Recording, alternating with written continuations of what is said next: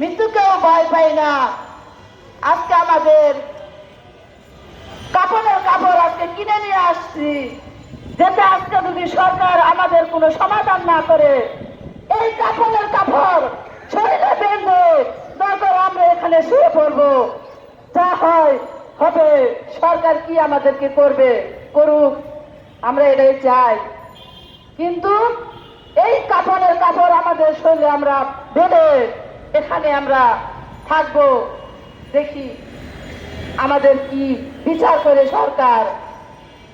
আর ধনী ভাইয়ের 3 দিন হলো মৃত্যু, সরকার কোনো ঘোষণাই দিচ্ছেন না। এই ধনী ভাইয়ের পাওনা এবং আমাদের পাওনা কোনো মাথায় নিচ্ছেন না।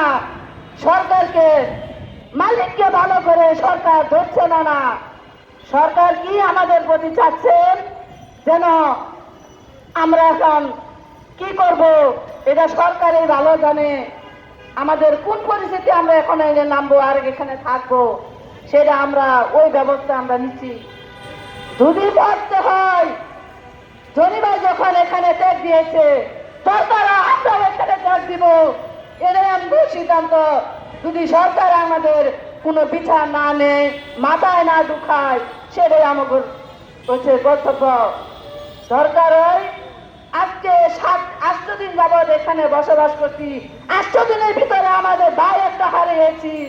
এরপরও যদি সরকারে আমাদের প্রতি যদি না মাথায় নেয়, আমাদের কষ্ট যদি না বুঝে, তাহলে যদি আমাদের এখানে থেকে আরো কজনের মৃত্যু হয়, আমরা মৃত্যু করতে আমরা রাজি আছি। আমরা এখানে মরবো।